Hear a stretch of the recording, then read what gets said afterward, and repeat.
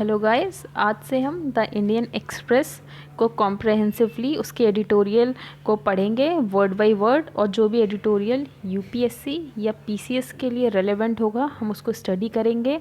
हम political ideology से related जो एडिटोरियल होंगे हम उस पर ज़्यादा ध्यान नहीं देंगे क्योंकि वो यूपीएससी के लिए इम्पॉर्टेंट नहीं होते हैं। तो बहुत ही जल्द हम एक द हिंदू की भी सीरीज़ लाएंगे जिसमें हम द हिंदू के भी एडिटोरियल्स और न्यूज़ डिस्कस करेंगे। आज हम द इंडियन एक्सप्रेस की इम्पॉर्टेंट न्यूज़ और एडिटोरियल्स डिस्कस करने वाले हैं। तो आज दो एडिटोरियल इम्पॉर्टेंट हैं, तो हम उन दोनों को डिस्कस करेंगे। एक वैक्सीनेशन पर है कि कोविड-19 की वैक्सीनेशन कैसे अवेल कराई जाए। तो हम इस आर्टिकल को देखते हैं। इसमें पहले मैं आपको कुछ इंपॉर्टेंट वर्ड्स बता देती हूँ जो कि इस आर्टिकल में आने वाले हैं। पहला है लिम्फ। लिम्फ क्या होता है? A colourless liquid containing white blood cells that cleanses the inside of your body and helps to prevent infections from spreading. Second word है पस्ट्यूलर। ब्लिस्टर्स आपको पता होंगे, छाले हो जाते हैं। एक्चुअली पस्ट्यूलर्स वही है। स्मॉल पॉक्स में ऐसे छाले टाइप हो जाता है ना, उसको ही पस्ट्यूलर बोलते हैं। Pustules are small bumps on the skin that contain fluid और pus. They usually appear as white bumps surrounded by red skin. अब हम इस आर्टिकल को पढ़ते हैं। आर्टिकल को वर्ड बाय वर्ड पढ़ेंगे। इसमें कुछ प्रीलिम्स के लिए रेलेवेंट इन्फॉर्मेशन है तो वो मैं आपको स्पेशली बता दूंगी। इस आर्टिकल में बोला गया है, older people will remember the horror of small pox. It was a deadly virus with a case fatality of more than 1 in 4, far higher than COVID. Small pox का जो मॉर्टेलिटी रेट था वो कोविड-19 से भी ज़्यादा था। वैक्सीन स्मॉल पॉक्स की सबसे पहले डेवलप हुई थी और वो इंडिया में आई थी 1802 में।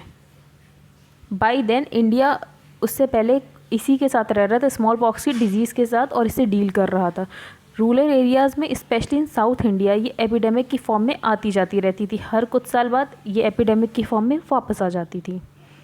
1798 में एडवर्ड जेनर एक इंग्लिश फिजिशियन है, उन्होंने एक थीसिस पब्लिश की थी कि इनोकुलेशन ऑफ काउपॉक्स। इनोकुलेशन क्या होता है? इम्यूनाइजेशन और वैक्सीनेशन। अब पस्ट्यूलर डिजीज़, पस्ट्यूलर ब्लिस्टर्स और छाले जिसके अंदर फ्लूइड और पस हो जाता है, वो अडर्स ऑफ काउस पर मिलते हैं और फुल और सेफ प्रोटेक्शन देंगे वो स्मॉल पॉक्स का। क्लिनिकल ट्रायल्स इसके लिए बिगिन हो गए लंदन में 1799 में। Confirmed his experiments and over the following year cowpox और वैक्सीन इनोकुलेशन जैसे कि फर्स्ट टर्म किया गया था, एक्सेप्टेंस होने लग गई इसकी इंग्लैंड में, और ओवरसीज़ में भी इसका इंटरेस्ट बढ़ा, और जो कि इंडिया उस समय कॉलोनाइज था लंदन के द्वारा, वहाँ पर भी जेनर ने इस डिस्कवरी को ग्लोबल गुड के लिए यूज़ किया और उसने वैक्सीन फ्रीली अवेल कराई वर्ल्ड वाइड। प्रॉब्लम ये थी कि काउपॉक्स इंग्लैंड में तो बहुत ही ज़्यादा रेयर था। From the outset vaccine supply depended on the practice of vaccination. The vesicle rising on the arm of vaccinated child was lens to provide lymph मैंने आपको ऊपर बताया क्या होता है, for other children. Practitioners also dried lymph on cotton threads for their future use and for dispatch to colleagues to seed the practice elsewhere. 1800 onwards Jenner और other वो vaccine को इंडिया में भी भेजने लग गए थे, लेकिन वैक्सीन की बहुत ही ज़्यादा शेल्फ़ लाइफ कम होती थी और इंडिया में हॉट और ह्यूमिड क्लाइमेट है तो उसकी वजह से और भी ज़्यादा कम होती थी। अर्ली इन 1802 इम्प्रूवमेंट्स उसकी पैकेजिंग में किए गए, क्योंकि वैक्सीन की शेल्फ़ लाइफ बहुत ही ज़्यादा कम है तो उसको प्रिजर्व करना बहुत ही ज़्यादा इंपॉर्टेंट हो जाता है। इम्प्रूवमेंट्स उसकी पैकेजिंग में किए गए ताकि वाइबल वैक्सीन भेजी जा सके वियना टू बगदाद, जहाँ पे ब्रिटिश सर्जन ने propagate fresh vaccine on local children for transmission to Bombay. First vaccination India में किसे दी गई? तो पेशेंट फर्स्ट थी Anna Dusthall, a young mixed race girl in then Bombay. From the vesicle on her arm, other children were vaccinated, establishing the practical locally and making samples available for dispatch inland to Pune. फिर वहाँ से vaccine शुरू होती है India में। The live vaccine was maintained by vaccinating children. एक district से दूसरे डिस्ट्रिक्ट में चिल्ड्रंस को स्कॉट किया गया और वैक्सीनेशन को प्रोवाइड किया गया। फिर ये vaccination for about 20 years were from stock derive from the girl in Bombay. लेकिन लार्ज स्केल वैक्सीनेशन के लिए अभी भी लोगों में एक इंटिमिडेशन था, तो उसे दूर करने के लिए कैसे लोगों को वैक्सीनेशन में उनका बिलीव बढ़ा, तो उसके लिए क्या क्या किया गया? Large scale vaccination British presidencies 2 थी जो कि आपको पता होगा, मद्रास, बॉम्बे और बंगाल थी। इंडियन प्रैक्टिशनर्स को उस हिसाब से पे किया जाता था जितनी ज़्यादा वो वैक्सीनेट करते थे लोगों को, and hundreds of thousands of people were vaccinated in a few years. कुछ इनएविटेबल चेंजेस भी हैं in establishing the practices across India. हमारे यहाँ कास्टिज़म तो बहुत पहले से था, लेकिन ये माना जाता था कि ये वैक्सीन ऐसे काउ पॉक्स से रिलेटेड है तो लोगों में इसकी एक्सेप्टेंस ज़्यादा होगी। While many Brahmins endorsed the new practice, there was naturally a great deal of hesitancy about inoculating an animal disease and passing it from body to body across religious and caste lines. Vaccine की supply maintain करने के लिए ये necessary था कि poor parents जो हैं जिनके पास खुद के खाने के लिए पैसे नहीं है वो वैक्सीन के लिए आए, उसके लिए हमें उनको अट्रैक्ट तो करना पड़ेगा ना। तो उसके लिए क्या किया गया, उनको कुछ डोज दिए जाते थे ऑफ राइस एंड ट्रिंकेट्स ताकि वो वैक्सीनेशन के लिए आएँ। आपको आजकल भी जैसे पता होगा नोबेल लॉरिएट उन्होंने बोला था कि अगर पल्सेस दी जाती थी लोगों को वैक्सीनेशन के लिए तो वो ज़्यादा आते थे कराने। तो वही मतलब एक तरीके का कुछ गिफ्ट दिया जाए ताकि वो लेने आएँ। In a bid to dispel some of the misgivings, Indian rulers, many of whom had Western doctors in their service, led the way in having their families vaccinated. British occupation of Delhi, Shah Alam ने अपने grand children को vaccinate कराया था। तो अगर rulers vaccinate कराते हैं तो लोगों में उसका बिलीव बढ़ जाता, हाँ कि ये चीज़ ठीक है। रॉयल कोर्ट ऑफ मैसूर में vaccination was already well regarded in 1805 जब राजा ने अपनी सेकंड वाइफ जिससे वो शादी करने वाले तो उससे पहले उन्होंने उसे वैक्सीनेशन दिया। इस मूवमेंट को ये पिक्चर में भी हम देख सकते हैं। This portrait by Thomas Hickey commemorates the vaccination of the Mysore Maharaja second queen, और वो उस तरफ पॉइंट आउट कर रही है, ठीक है। In the first decade of the practice, there were over 1 million vaccinations in India. India became a center of vaccination activity, spreading the practice around the Indian Ocean and the Southeast Asian region. Over the following 150 years, hundreds and millions of Indians were vaccinated, and there was some success in containing the ravages of the disease. लेकिन धीरे धीरे जब population बढ़ती गई, logistical problems होती गई, vaccination failures हुए, तो लोगों का मिसट्रस्ट हो गया वेस्टर्न मेडिसिन और शेयर अपैथी पे। स्मॉल पॉक्स उसके इतनी पहले वैक्सीनेशन बन गई थी, उसके बाद भी स्मॉल पॉक्स कितने टाइम तक रहा इंडिया में, इंडिपेंडेंस के बाद तक रहा। 1963 तक भी 25,000 बच्चे मर जाते थे स्मॉल पॉक्स की वजह से। तो अब कोविड-19 की वैक्सीन है, उसके लिए हमें क्या ध्यान रखना चाहिए कि वैक्सीनेशन इफेक्टिव हो। तो only a determined vaccination campaign backed by the WHO involving the mass mobilization of health workers and citizens in surveillance and containment measures secured its local eradication in 1975।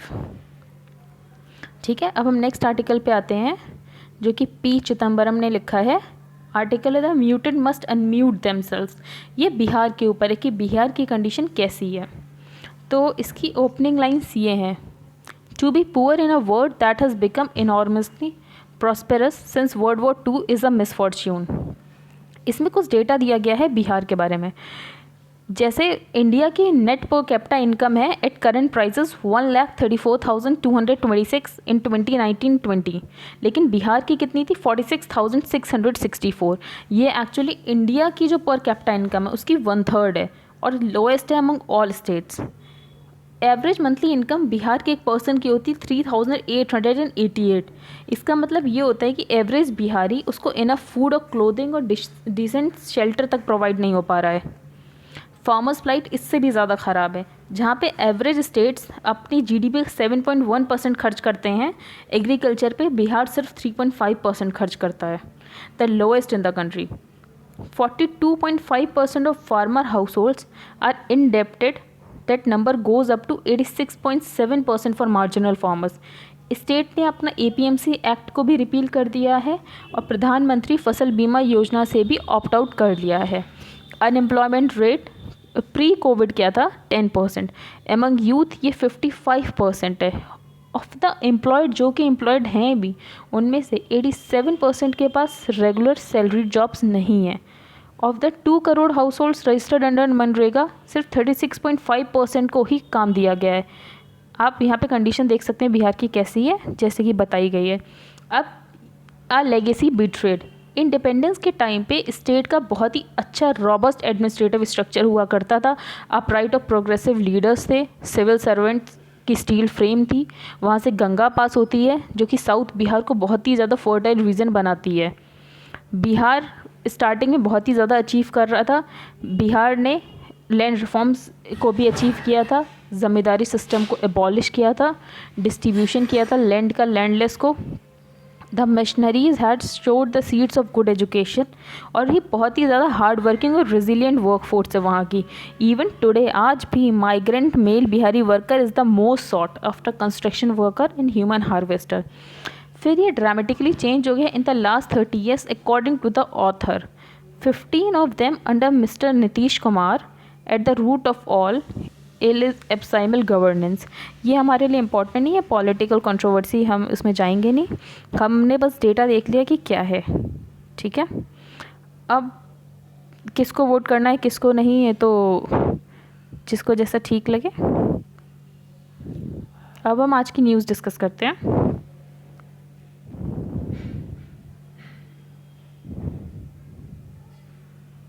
इस पेज पर कोई भी important news नहीं है। PM किसान सूर्योदय योजना, ये milestone for farmers in Gujarat.